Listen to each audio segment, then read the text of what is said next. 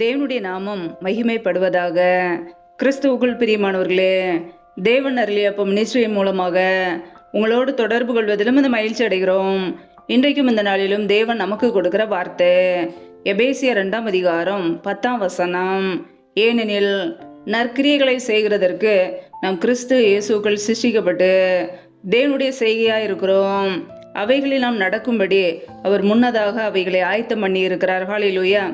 கிறிஸ்துவுக்குள் பிரியமானவர்களே, கர்த்தருடைய வார்த்தை கூறுகிறது, ஏனெனில் நற்கிரியைகளை செய்கிறதற்கு நம் கிறிஸ்து இயேசுவுக்குள் சிருஷ்டிக்கப்பட்டு இருக்கிறோம் என்று. நம்முடைய வாழ்க்கையிலே நாம் மறுபடியும் பிறந்தது நற்கிரியைகளை செய்வதற்கு. ஹல்லேலூயா. கிருபையினாலே விசுவாசத்தை கொண்டு நாம் ரட்சிக்கப்பட்டோம். தேவனுடைய கிருபையினாலே நாம் ரட்சிக்கப்பட்டு இருக்கிறோம். அக்கிரமங்களிலும் பாவத்திலும் மரித்த நம்மை கர்த்தராகிய இயேசு கிறிஸ்து நம்மை உயிர்ப்பித்தார். ஹல்லேலூயா. தேவன் நம் மீது அன்பு கூர்ந்து நம்மை அவருடைய மிகுந்த கிருபையினாலே இரக்கத்தினாலே நம்மை மீட்டெடுத்தார். பிரியமானவர்களே, நம்முடைய வாழ்க்கையிலே நற்கிரியைகளை செய்வதற்காகவே நம் கிறிஸ்து இயேசுக்குள்ளாக மறுபடியும் பிறந்திருக்கிறோம். நம்முடைய வாழ்க்கையிலே நற்கிரியைகள் செய்கிறோமா, நன்மைகள் செய்கிறோமா, நம்மை நாமே ஆராய்ந்து பார்க்க வேண்டும்.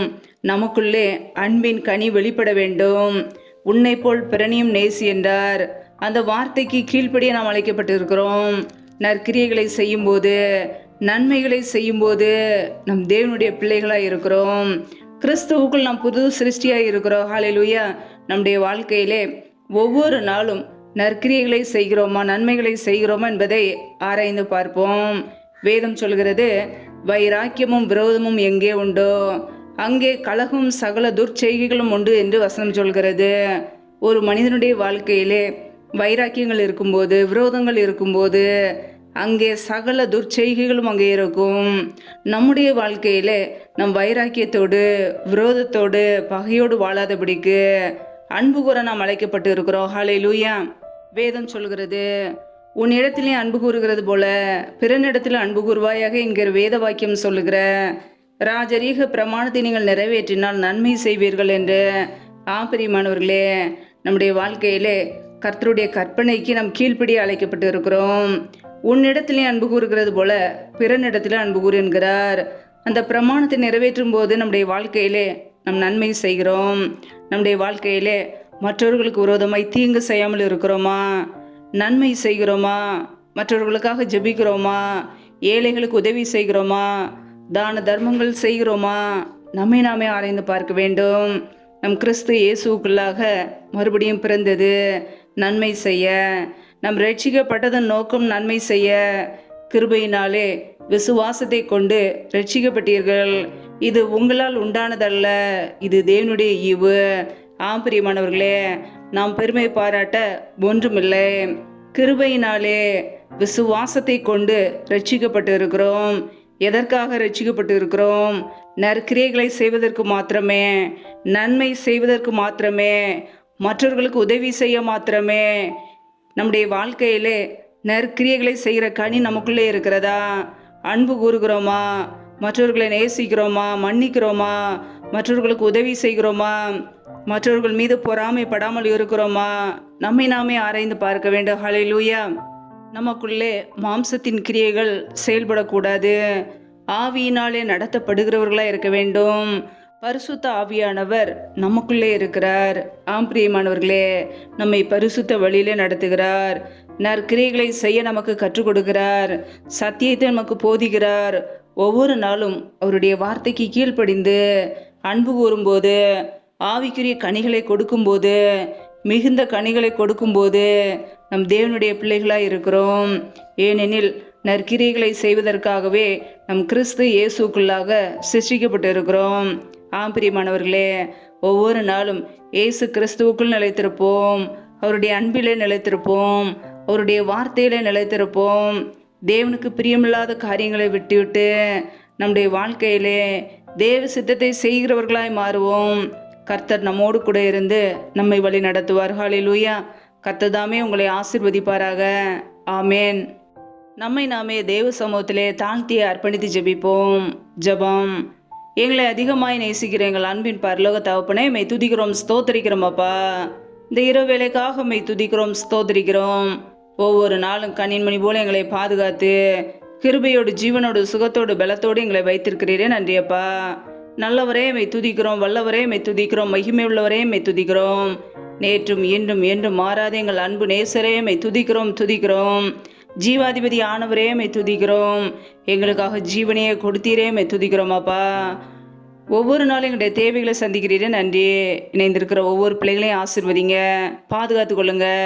பிள்ளைகள் என்னென்ன தேவைகளுக்காக தெய்வ சமூகத்திலே காத்திருந்து ஜெபிக்கிறார்களோ எல்லாவற்றிலும் நன்மை கட்டளையிடுங்கப்பா. நம்முடைய கரங்களிலே தாழ்த்துக்கிறோம். யாரெல்லாம் திக்கற்றவர்களாய் தனிமையோடு வாழ்கிறார்களோ, கணவரால் கைவிடப்படுகிற நிலைமையில யாருமே இல்லாமல் கஷ்டப்படுகிறார்களோ, கர்த்தர் அவர்களுக்கு உதவி செய்யுங்க. திக்கற்ற பிள்ளைகளுக்கு நேரே சகாயர், மனமிறங்கி ஆசீர்வதிங்க. பொருளாதார தேவைகளை சந்திங்கப்பா, பண தேவைகளை சந்திங்க.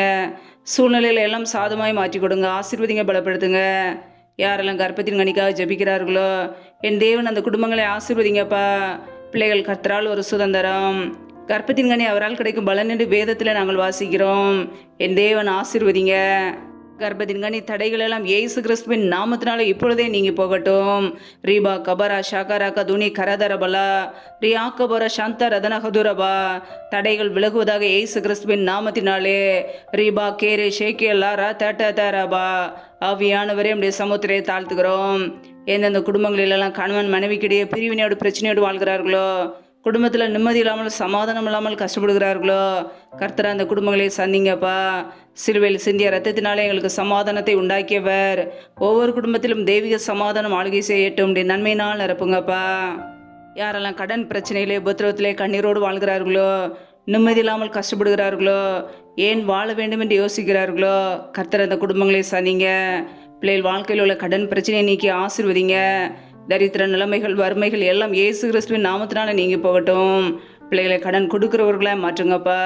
கைகளின் பிரயாசங்களை ஆசீர்வதிங்க. அப்படியே நன்மையினால் நிரப்புங்க. அப்படியே கரங்களிலே தாழ்த்துக்கிறோம். யாரெல்லாம் பலவீனத்தோடு வியாதியோடு கஷ்டப்படுகிறார்களோ, கர்த்தர் அவர்களை தொட்டு சுகமாக்குங்கப்பா. அப்படியே சுகமாக்கும் கரம் பிள்ளைகளை தொட்டு இப்பொழுதே சுகமாக்கட்டும், விடுதலையாக்கட்டும். பலவீனத்திலே அப்படியே பலன் பரிபூரணமாய் விளங்கட்டும். கர்த்தர் ஆசீர்வதிக்க போகிற கிருபைக்காக உமக்கு ஸ்தோத்திரம், ஸ்தோத்திரம், ஸ்தோத்திரம். எந்தெந்த குடும்பங்களிலெல்லாம் வேலை இல்லாமல் கஷ்டப்படுகிறார்களோ, பிள்ளைகள் படிப்புக்கேற்ற நல்ல வேலைகளை ஏற்படுத்தி கொடுங்க. கர்த்தர் தாமே கூட இருந்து வழிநடத்த போகிற கிருபைக்காக ஸ்தோத்திரமாப்பா. கர்த்தருக்கு பயப்படுகிற பெரியோரையும் சிறியோரையும் ஆசீர்வதிப்பேன் என்ற வார்த்தையின் பிரகாரம் உமக்கு பயந்து வாழ்கிற ஒவ்வொரு குடும்பத்தையும் ஆசீர்வதிங்கப்பா. அப்படி நன்மையினால் நிரப்புங்க. ஜீவன் உள்ள நாட்களெல்லாம் நன்மையும் கிருபையும் தொடரும் வசத்தின்படி ஒவ்வொரு குடும்பத்தையும் இப்படி நன்மையினாலும் கிருபையினாலும் நிரப்புங்க. ஆசீர்வதிங்க, பலப்படுத்துங்க. இந்த இரவு நேரத்தில் இன்பமான தூக்கத்தை கொடுங்கப்பா. சத்ரு கொண்டு வருகிற போராட்டங்கள், பிரச்சனைகள், மரண பயங்கள், இருளின் அதிகாரங்கள், ஆபத்துகள், நாச மோசங்கள், தீமைகள், விக்னங்கள் எல்லாவற்றிற்கும் விலைக்கு ஒவ்வொரு குடும்பத்தையும் பாதுகாத்து கொள்ளுங்க. இப்படி இரத்த கோட்டைகளை மூடி மறைத்து கொள்ளுங்கப்பா. நீர் எங்களுக்கு பாதுகாப்பு, நீர் எங்களுக்கு அடைக்கலாம். நாங்கள் நம்பி இருக்கிறவர் நீர் ஒருவர் மாத்திரமே.